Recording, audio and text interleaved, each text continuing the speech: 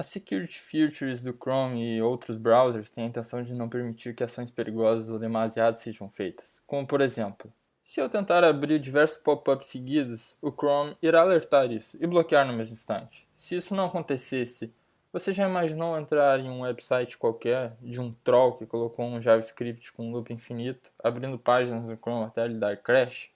Não parece interessante, não é? Outro cenário é o download de arquivos. Imagine esse cenário. Com apenas um clique, o usuário iria baixar múltiplos arquivos, caso não fosse bloqueado, é claro. Essas features elas são usuais, mas muitas vezes a gente nem percebe elas. Até aqui falamos sobre duas security features, porém, lógico que existem outras várias security features, como o SAP, XSS Auditor e etc. Porém, eu introduzi essas duas iniciais por um motivo, e isso é lógico. O título deste report é Cross-Origin Read Attack, juntando três vulnerabilidades, e este bug foi enviado pelo Herrera em 31 de maio de 2018. E uma coisa que eu quero deixar claro é que cada vulnerabilidade juntada neste bug torna um complexo de uma forma que o deixam extremamente legal e interessante, e exótico, de certo modo.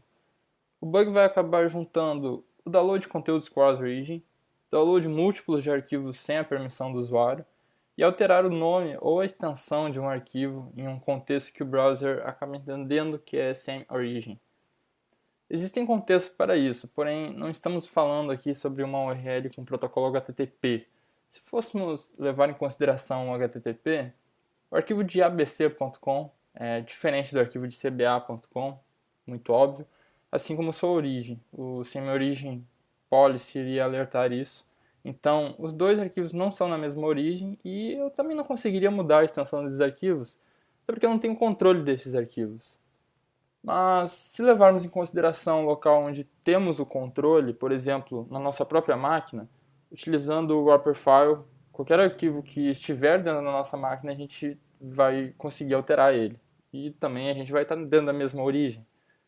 E no momento de um redownload desse arquivo, a gente vai ter a permissão para alterar essa extensão. O arquivo bug.html é o arquivo principal do exploit. Temos logo de início um estilo sendo aplicado para o iframe, tirando a visibilidade dele. Parece interessante, talvez queira dizer que está sendo usado o iframe em algum ponto deste código.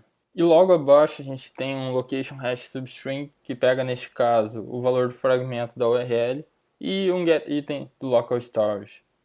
Aqui temos uma variável hash comparando se o valor é ext, se for ela executa um evento de clique no elemento com o ID ext. É neste caso aqui onde uma das particularidades não funcionou comigo, então eu tive que mudar posteriormente, pois eu notei que o exploit não estava funcionando. E eu usei uma outra função que ainda vai ser explicada. Então, apenas ignore essa partezinha.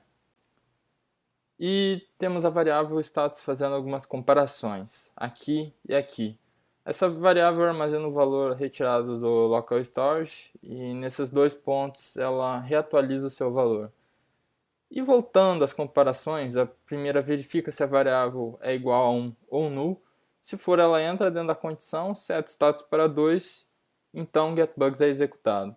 Se não, seta 1 e executa o changeExtends. Acho que fica claro que o local storage terá uma função de meio campo por aqui, provavelmente para armazenar o valor e dizer quando a página está pronta para executar a próxima ação.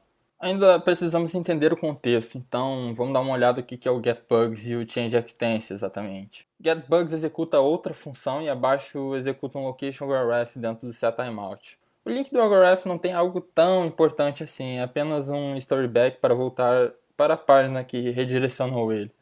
Mas não é tão simples assim. Na verdade, esta parte do código é muito importante para o restante da vulnerabilidade. Para questões de testes, eu separei um arquivo para ter uma visão melhor disso, onde eu apenas pego exatamente o que a função está fazendo, retiro o time do setTimeout e jogo ela para dentro de um onload. Então a página apenas vai carregar e executar o trecho de código que eu realmente quero testar. E saca isso, na verdade esse pequeno trecho de código gera uma confusão na flag de downloads do Chrome. Parece que ir e voltar de uma página reseta a ação de bloco do download. Que sacada foda, não? A função simulateClick cria um evento chamando a função createEvent e joga o valor de mouseEvent para simular o mouse. E initmouse event tem muitos valores estranhos e é difícil saber o que realmente ela está fazendo. Olhando a especificação da função, parece fazer mais sentido. Tem alguns valores que ficam com um clique, true, true, window, 0, 0, 0, 0, 0, false, true, false, false, 0 e null. E realmente, a parte interessante é que apenas o alt key está com true. Mas por quê? Confesso que eu não sabia, mas eu encontrei uma tabela com os atalhos de mouse em cima do Google Chrome e o evento de alt-click faz com que você baixe um arquivo. Isso é interessante e é muito provável que essa aqui seja uma das particularidades pela qual este bug funcionou aqui no Chrome e não funcionou em outros browsers. Abaixo a função usa initMouseEvent e diz que o evento que o mouse precisa executar é então um alt-click no elemento capturado pela variável cb. O elemento bug faz referência a um arquivo bugs.json. Então, o que está realmente acontecendo? Então, a função getBugs na verdade simula um alt-click, redireciona para a página back.html e então volta para a anterior. Parece ser isso. O storeback acaba resetando a flag de downloads. Porém, por que estamos realmente usando SimulateClick aqui? Bem, na verdade, apenas usando o history.back não temos a possibilidade de baixar arquivos de outras origens. Porém, o alt-click faz com que isso seja possível. E é possível até hoje, se você executar o alt-click normal, via teclado e mouse, você vai conseguir. Porém, na versão 68 do Chrome, as funções para eventos do mouse eram permitidas e tinha como fazer isso sem a interação do usuário. É, ok, vamos tirar algumas conclusões do passo a passo que fizemos. Parece que o Simulate Click baixa um arquivo cross origin e o Historyback reseta a flag de downloads. É mais ou menos isso que a gente viu até aqui. Então, voltando à função de load, quando o documento for carregado, o valor do local storage terá mudado novamente. Então, passamos a executar outra função, a changeExtends. Então, a função muda a source do iframe setando ext, onde está localizado o download do arquivo injection.html. A função changeExtends fica carregando a página bugs.html em um iframe a cada 100 milissegundos, com a diferença que ela é carregada com um fragmento ext adicionado a ela, que por consequência é a nossa hash. Então, ela fica recarregando este iframe até que a condição inteira seja definida. No entanto, este iframe está sendo executado abaixo deste outro iframe. A função de load da página na lógica vai carregar primeiro de cima, que faz a chamada de trigger AND. A função verifica se a variável hash é diferente de extends. Se for, entra e muda a source do iframe AND, que curiosamente é ela mesma. Então, temos duas mudanças seguidas nessa parte. A primeira, a source do iframe res é mudada assim antes mesmo de ser carregada. E a segunda é que a source que originou o load de trigger está sendo mudada pelo trigger. Porém, isso acontece caso a hash seja diferente de extends. Muitas partes do código não ficaram exatamente explícitas do que estão fazendo. Então, eu acho que é mais da hora colocar uns console.log e debugar isso na prática, para ficar um pouco mais visível. Pois, se você reparar, muitas partes do código seguem limitações das próprias vulnerabilidades, que necessitam ser mais rápidas e precisas.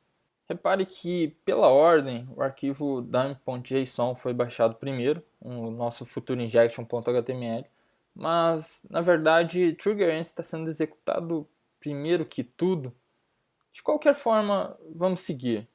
Como esperado, getBugs é executado, simula o clique e faz o download do arquivo necessário. Neste caso, o arquivo é dump.json, pois eu alterei os hosts, porque eu também não quero que vocês fiquem vendo meus bugs privados do HackerOne. Meu arquivo dump.json tem um formato JSON, porém adicionei um location.href para redirecionar para outra página quando este arquivo for carregado na vítima. Novamente, TriggerEnd executa primeiro, e então o changeExtends é executado, mudando a hash e proporcionando a parte que acontecerá o leak de informações. Isso acaba ilustrando exatamente como aconteceria esse tipo de leak. fazendo encode do conteúdo do arquivo e então jogando ele para dentro de uma URL, onde poderia ser posteriormente gravado em um arquivo dentro de um servidor. Como eu comentei, algumas coisas não são tão óbvias. Mesmo tendo dois loads na página, o bloco de JS não é executado primeiro, e o TrueEnd executa primeiro. Isso acontece porque o bloco de código JavaScript não foi totalmente parseado, enquanto o iframe é facilmente parseado pelo browser. Por isso ele acaba sendo executado primeiro. Veja que o que define Cross-Origin Read é conseguir ler um conteúdo cross-origin baixando este arquivo. E sim, para você conseguir fazer o leak do conteúdo do arquivo seria necessário um inject no JS. Então, o arquivo baixado precisaria ter um user input. Mas tanto faz. Mesmo tendo essa particularidade, o bug continua sendo foda. Para alguns, pode parecer um pouco complicado este bug. Mas pense o seguinte. Temos 3 bugs aqui que poderiam ter sido reportados individualmente, porém este é um ótimo exemplo de como podemos juntar vários bugs que em tese seriam menores e conseguir algo crítico. Também é um bom exemplo para mostrar que não apenas browsers, mas aplicativos web em geral têm diversas security features que ignoramos as suas existências e que podem ser compromissados de igual. E um bom exemplo para não se afobar ao encontrar um SSRF, XSS, etc., pois se você conseguir juntar um bug com outro e tentar ir mais a fundo na vulnerabilidade, provavelmente o seu bounty vai aumentar. Bem, eu espero que vocês tenham gostado deste vídeo e até a próxima. Eu não sei o que falar no final do vídeo.